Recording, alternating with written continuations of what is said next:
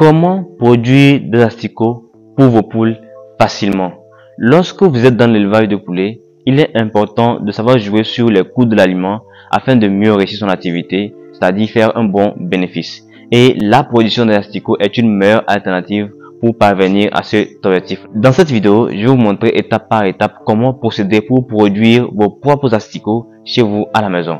Alors restez jusqu'à la fin pour ne rien manquer et déjà abonnez-vous et activez la cloche de notification pour ne rater aucune de nos prochaines vidéos. Et sans plus tarder, générique.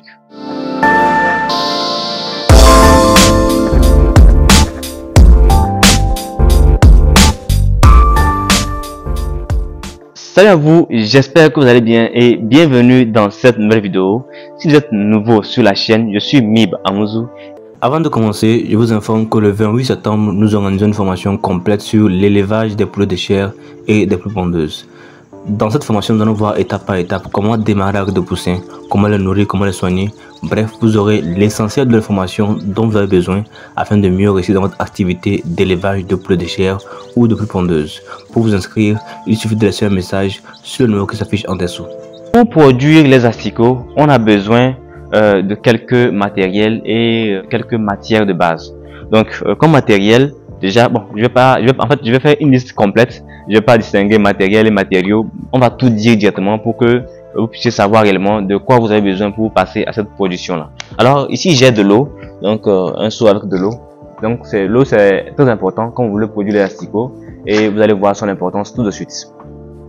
Donc dans ce petit bac là, j'ai du copeau de bois. Ça nous sert généralement pour la litière, mais ici nous allons l'utiliser pour fabriquer les asticots et vous allez aussi comprendre son rôle.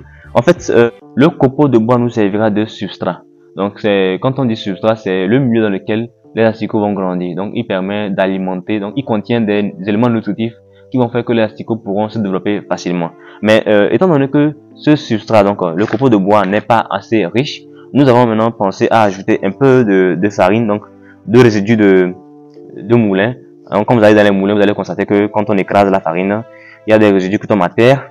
Donc, on a ramassé un peu de résidus que nous allons mélanger dans le copeau.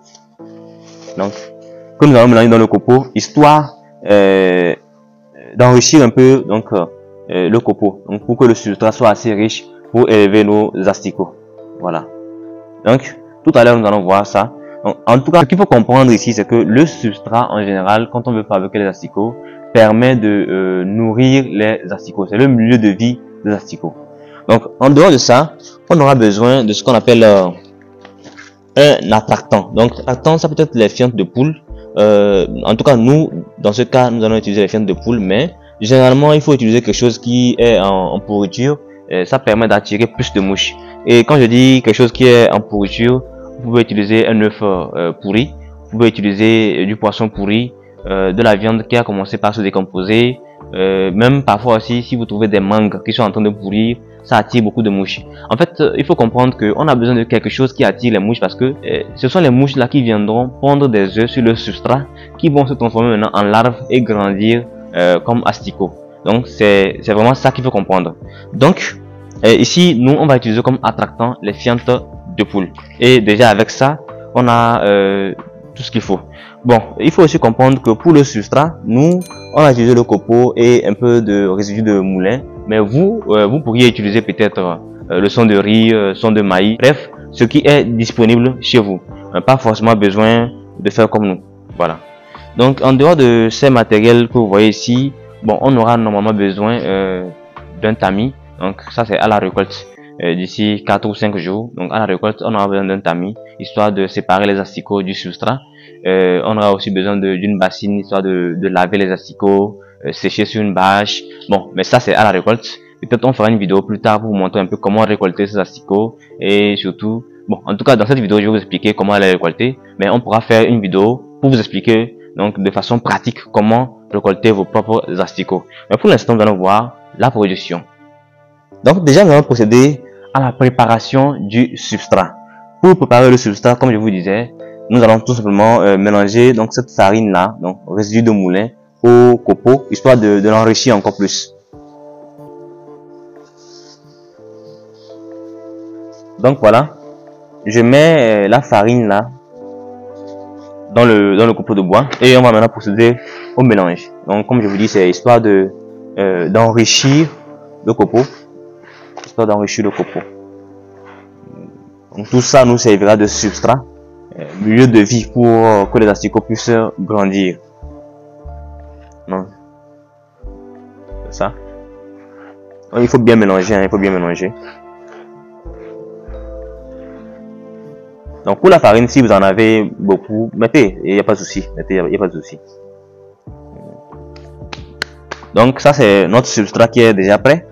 Maintenant nous allons ajouter de l'attractant. Donc pour l'attractant, comme je viens de le dire, nous on va utiliser ici des fientes qu'on a en fait enlevées du poulailler. Donc on va utiliser ça. Mais il faut comprendre que ces fientes là ne sont pas très efficaces. Voilà pourquoi je disais que pour attractant, il faut utiliser généralement des œufs qui sont en train de pourrir, ou bien des poissons donc qui sont en train de pourrir, c'est-à-dire des vicières. Souvent quand on amène les poissons et il faut enlever les déchets des poissons là, c'est quelque chose qui attire beaucoup les mouches.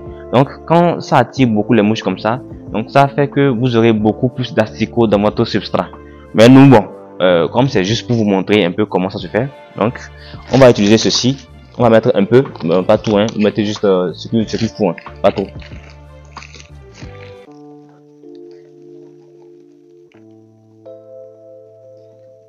Voilà, juste ce qu'il faut. Donc, vous voyez un peu. Quand vous voulez faire des asticots, je vous conseille de porter un masque, parce que c'est l'odeur qui dégage là. Ce n'est pas tout le monde qui peut supporter ça. Donc, je vous conseille de porter un masque et aussi des gants. Voilà, pour ceux qui ne sont pas trop fair play avec les histoires de tout ça là dont nous parlons. Donc, on mélange aussi.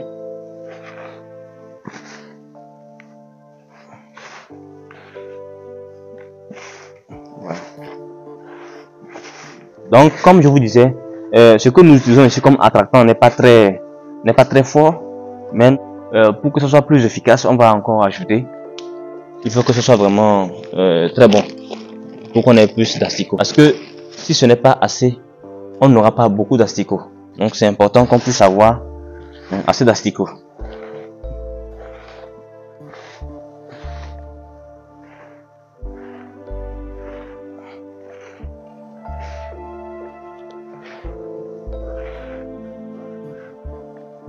Une fois qu'on a mélangé comme ça, vous voyez que c'est sec, non? C'est pas vraiment humide, c'est sec. Donc c'est ici que l'eau va jouer un rôle important. Vous savez que normalement tout être vivant a besoin de l'eau pour vivre convenablement. Tout être vivant. Donc les asticots sont des êtres vivants et eux aussi ont besoin de l'eau. Donc l'eau va non seulement contribuer à la nutrition des asticots, mais l'eau aussi va permettre la décomposition donc du substrat, parce que comme je vous ai dit, les asticots adorent ce qui est en train de pourrir, donc c'est ça qui attire les asticots. Donc quand l'eau sera ajoutée au substrat, donc ça va faciliter donc la décomposition du substrat, et en dehors de ça aussi, ça va nourrir les asticots. Vous savez que l'eau contient beaucoup de minéraux. Donc nous allons mettre l'eau, il faut pas trop mettre, hein. Il faut juste mettre ce qu'il faut, donc pour que ce soit un peu voilà, disons partiellement mouillé. Donc on va mettre un peu, on mélange et nous allons voir un peu comment ça sera. Donc il faut mélanger,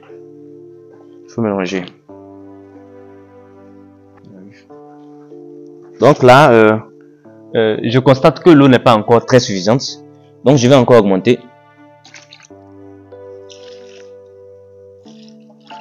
Voilà.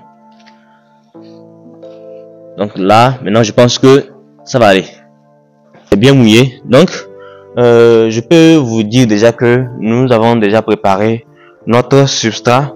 Donc, le milieu de vie de production de nos asticots. C'est dans ce milieu de vie là que vont grandir nos asticots, que nous allons ensuite récolter plus tard pour nourrir nos poulets. Donc, ce substrat là est bon pour que nous puissions avoir des asticots. Déjà, comme vous le constatez, dans le récipient, c'est un peu plein. Normalement, on doit diminuer dans un autre récipient. On peut permettre de faciliter un peu plus l'activité. Voilà, donc, mais bon, comme c'est à titre expérimental, on ne va pas quand même trop entrer dans les détails. Mais sachez que normalement, ça ne doit pas être plein. Donc, évitez que ce soit plein comme ça, comme chez nous. il faut que ce soit à moitié, donc à moitié vide, bien à moitié plein. Donc vous allez prendre ça comme ça maintenant et en nous allons exposer au soleil, histoire d'attirer les mouches. Donc, comme notre substrat est prêt, et comme je viens de vous le dire, on doit mettre ça au soleil, histoire d'attirer les mouches.